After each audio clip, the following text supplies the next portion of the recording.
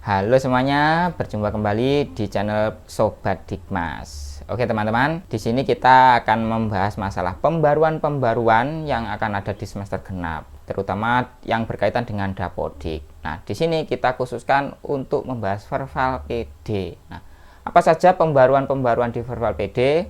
Dan ini nanti kita akan bahas juga masalah penerbitan NISN tingkat lanjut, khususnya untuk pendidikan kesetaraan. Banyak yang kebingungan, terutama penerbitan NISN tingkat lanjut yang lembaga pendidikannya sudah tutup, ataupun yang kedua adalah lembaga pendidikan tersebut berganti nomenklatur. Bagaimana cara mengajukan NISN tingkat lanjut dan bagaimana nanti alurnya? Simak terus video ini hingga selesai ya teman.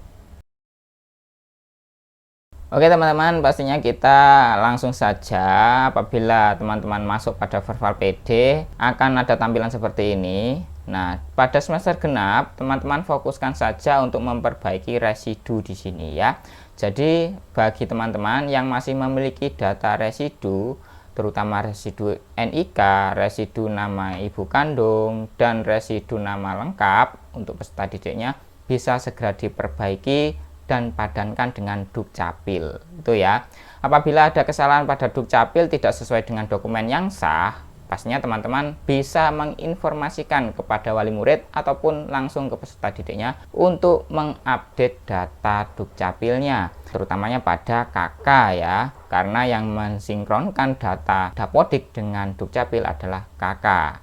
Nah, bagi teman-teman semuanya harus bisa jeli, dilihat satu-satu, terutamanya untuk peserta didik kelas akhir ya, karena PD kelas akhir ini nanti akan diambil BName by address untuk penerima ijazahnya atau sertifikatnya ya. Jadi apabila ada ABM untuk lembaga formal, maka sertifikat atau surat keterangannya ini nanti mengacu data dari Verbal PD teman-teman ya, yang larinya ke portal PD. Nah, di sana teman-teman bisa cross check mana saja yang valid dengan Dapodik dan Dukcapil atau SIA seperti itu ya. Nah, untuk kesetaraan ini nanti pastinya larinya ke sertifikat ataupun surat keterangan hasil uji kesetaraan atau SHUK ataupun SKHUK. Karena tinggal print saja. Apabila ada kesalahan identitas, baik nama, TTL ataupun nama orang tua, maka ini nanti tidak dapat diubah. Jadi validkan dulu di sini ya teman-teman untuk di semester genap. Fokuskan untuk kelas akhir semua data valid itu ya. Nah, pembaruan yang pertama ini nanti yang akan kita bahas adalah rekam nilai rapot. Yang kedua adalah rekam dokumen ijazah yang diterima oleh peserta didik di jenjang sebelumnya.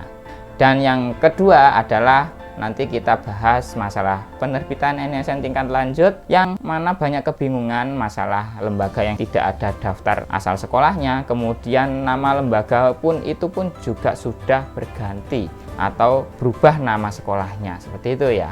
Nah, kita bahas satu-satu. Apabila ada pertanyaan bisa taruh pada kolom komentar, terutamanya bagi teman-teman siapa di sini yang kesulitan dalam penerbitan NISN tingkat lanjut. Bisa taruh pada kolom komentar apa sih keluhan teman-teman di sana. Kita nanti bisa diskusi di kolom komentar.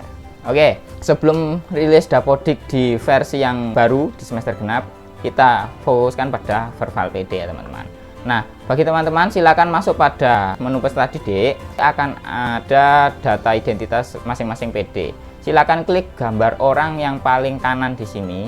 Nanti akan muncul daftar seperti ini ya teman-teman. Nah, di sini ada beberapa menu. Nah, submenunya ada data atribut, rekam didik, ijazah, quality control, integritas data, dan akun pembelajaran.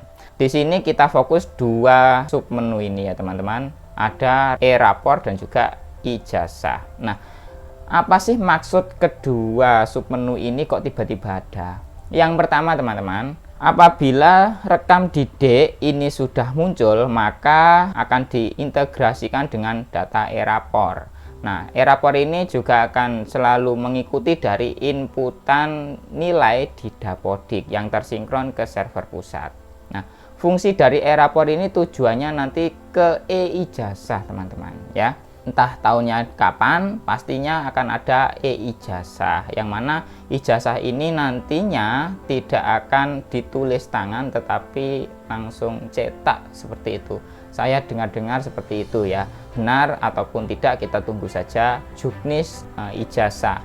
Untuk tahun ini bagaimana? Tahun ini masih tulis tangan, yang saya tahu seperti itu ya. Nah, untuk e-rapor ini rekam nilainya akan tersimpan teman-teman apabila teman-teman mengupload nilai rapornya di Dapodik. Bagi yang sekolah formal tidak ada kendala karena memiliki aplikasi e-rapor yang dikembangkan oleh masing-masing direktorat ya. Untuk kesetaraan tidak ada e-rapor atau aplikasi yang tersinkron terkoneksi dengan Dapodik. Semuanya input ke Dapodik untuk nilai tiap semesternya. Nah, di sini akan terlihat apabila memang di-upload atau di-input dan disinkron. Di sini mulai dari kelas 9 ada, di sini tahun 2022 2023 ganjil, kemudian ada 2022 2023 genap, kemudian nanti di sini lanjut juga 2023 2024 ganjil dan seterusnya ya teman-teman.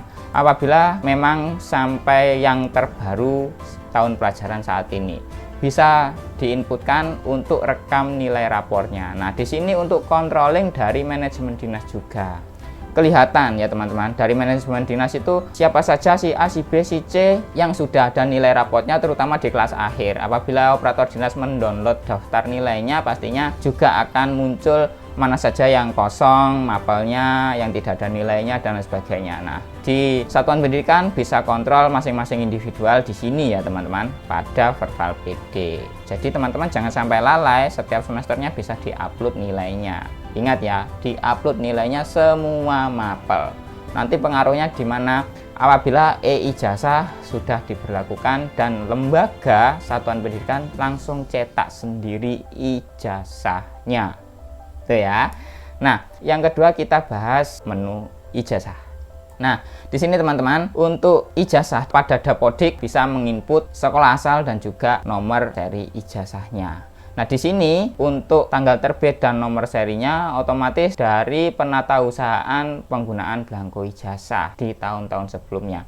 Yang satuan pendidikan terima, kemudian dilaporkan ke dinas pendidikan mengupload untuk penatausahaan belangko ijazah di masing-masing satuan pendidikan dari form yang sudah disediakan pastinya ya.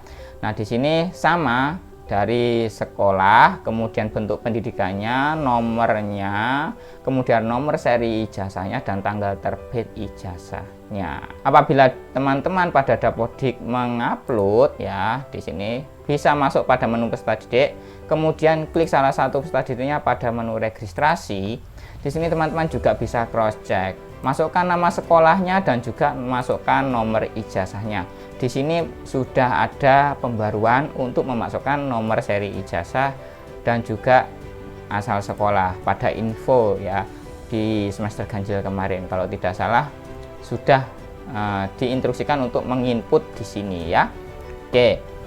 Bagi teman-teman semuanya bisa segera tindak lanjuti. Apabila di sini masih kosong bisa diisi, nanti bisa disinkron ya untuk pembaruan nanti pada Verval PD di sini ya. Oke, jadi dari sini apabila ada pertanyaan bisa tanya pada kolom komentar apa masalah teman-teman, nanti kita pecahkan bersama. Nah, untuk selanjutnya kita akan bahas masalah menu penerbitan NSN tingkat lanjut. Oke teman-teman, di sini pastinya yang masih memiliki residu NISN karena belum memiliki NISN, terutamanya di pendidikan non formal, PKBM, SKB, baik program paket B ataupun paket C, harus melalui penerbitan NISN tingkat lanjut. Untuk program paket A bagaimana? Secara otomatis apabila sudah valid Dukcapil untuk identitasnya, akan otomatis di-generate, gitu ya. Jadi tidak perlu pengajuan. Hanya paket B dan paket C saja yang perlu pengajuan NISN untuk PD baru yang belum pernah memiliki NISN. Apabila sudah pernah, bagaimana? Bisa diklaimkan saja. Cross check NISN-nya pada cek NISN ya teman-teman. Apabila memang di ijazah itu sudah ada NISN tetapi pada data Dapodik belum ada, bisa di cross check, bisa diklaimkan ya melalui edit NISN di sini. Nah, bagi yang belum pernah sama sekali memiliki NISN, bisa terbitkan NISN tingkat lanjut di sini ya.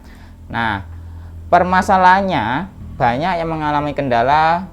Yang pertama, lembaga sudah tutup atau regroup, tidak beroperasi dan lain sebagainya. Yang kedua, lembaga berganti nama atau sudah berubah dari nama sebelumnya saat menerbitkan ijazah. Nah, ini solusinya bagaimana?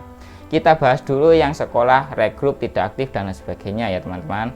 Nah, bagi teman-teman semuanya, untuk penerbitan NISN tingkat lanjut, bagi lembaga yang tidak aktif, ini silakan cross check. Ini saya ambil contoh saja. Ini kemudian nanti akan muncul ya teman-teman. Nah, di sini silakan masukkan NISN-nya. Apabila tidak memiliki, ketikkan 0, angka 0 sebanyak 10 digit ya. 0 10 digit. Kemudian pilih kabupatennya. Di sini contoh saja di sini. Ya, kemudian kecamatannya ini random ya teman-teman. Kemudian apabila ada lembaga yang tidak aktif, akan muncul keterangan tidak aktif seperti ini. Dan masih banyak di sini di bawah yang tidak aktif. Nah, apabila memang tidak ada, silakan teman-teman pilih satuan pendidikan yang tutup atau tidak memiliki NPSN. Ini bagi lembaga yang di ijazah tidak ada nama pada pilihan sekolah untuk pengajuan NISN tingkat lanjut, atau ketikkan saja angka 0 sebanyak 8 digit gitu ya.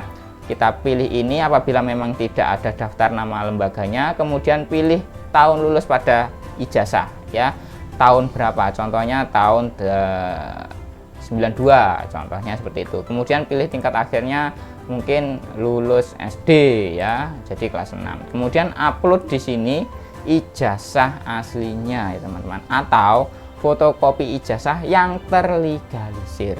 Ini sama ya, saya sering menggunakan fotokopi ijazah yang terlegalisir, itu banyak yang sukses ya. Yang penting jelas itu, dan legalisirnya pun tidak buram, asli stempel biru atau ungu seperti itu ya. Nanti silakan ajukan. Ini bagi lembaga yang sudah tutup ataupun lembaga yang tidak ada daftar nama pada pilihan asal sekolah. Ini ya, sangat mudah pastinya. Kemudian kita yang kedua bahas yang lembaganya berganti nama. Nah, bagaimana caranya? Apabila lembaga namanya SD Impres, kemudian sekarang menjadi SD Negeri. Caranya, teman-teman silakan pilih nama lembaganya saat ini. Yang dulu SD Impres sekarang menjadi SD Negeri, contohnya saja ini. Kemudian silakan pilih tahunnya dan pastinya pilih kelasnya ya. Apabila sudah, teman-teman yang diperlukan saat mengupload bukan ijazahnya saja atau STTB-nya saja, tetapi yang diupload adalah SK pergantian nomenklatur lembaga yang bersangkutan. Jadi nanti satu file ijazah sebelah kiri dan SK pergantian nama nomenklatur lembaga tersebut, ini satu foto atau satu scan ya teman-teman. Jadi bisa samping kanan dan kiri, kemudian di scan, nanti tekanannya bisa diupload di sini, dicocokkan sama atau tidak nama lembaga dari ijazah dengan SK sebelum pergantian nama dan berubah ke nama lembaga yang baru. Seperti itu ya teman-teman. Berapa lama akan terbit? Tergantung antrian ya teman-teman. Jadi tidak bisa kita prediksi kapan ini akan terbit. Jadi apabila memang saat ini kelas akhir belum memiliki NISN, segera ditindaklanjuti sebelum pengumuman kelulusan ya teman-teman. Karena nanti apabila sudah pengumuman kelulusan tetapi belum kunjung terbit juga, maka peserta didik tersebut belum memenuhi syarat untuk kelulusan karena tidak memiliki NISN, dan pada belangko ijazah wajib ditulis untuk NISN-nya. Apabila kosong ya sama saja, tidak bisa di cross check untuk keabsahan dokumen ijazahnya. Itu ya teman-teman. Nah, apabila dari sini masih ada kendala, ada solusi lagi bagi teman-teman semuanya. Apa solusinya? Langsung saja hubungi ult.kemdikbud. Nanti silakan klik, nanti akan diarahkan seperti ini. Sudah ada informasi jam layanan ya. Saran saya langsung saja untuk kontak person ya teman-teman. Jadi lewat telepon layanan ya. nanti bisa ditelepon untuk bagian helpdesk-nya supaya dibantu dari tim pusat, gitu ya. Semoga teman-teman paham apa yang saya jelaskan. Jadi fokus untuk di semester genap adalah tidak input data, tetapi perbaikan data. Itu ya teman-teman. Dan silakan nanti apabila sudah data diperbaiki, sudah valid, apabila butuh pengajuan NIS tingkat lanjut bisa diusulkan saat di semester ganjil. Untuk teman-teman semuanya, jangan menunggu kelas akhir saja untuk penerbitan NISN, tetapi setelah masuk Dapodik dan memang belum memiliki NISN, langsung saja apabila data valid diajukan. Mulai dari kelas awal atau kelas paling bawah. Itu ya teman-teman, baik program paket B ataupun paket C. Jadi tidak menunggu di kelas akhir harus kita pengajuan. Lebih cepat, lebih baik. Itu ya. Oke. Dan informasi bagi teman-teman semuanya, bagi yang teman-teman membutuhkan aplikasi rapor untuk kesetaraan, API menyediakan untuk pembelian aplikasi. Bisa hubungi admin melalui grup atau bisa klik pada deskripsi video untuk informasi dan pemesanan ya. Di sana nanti bisa cek admin berapa untuk donasinya. Satu aplikasi, semua kelas, semua program untuk khusus kesetaraan.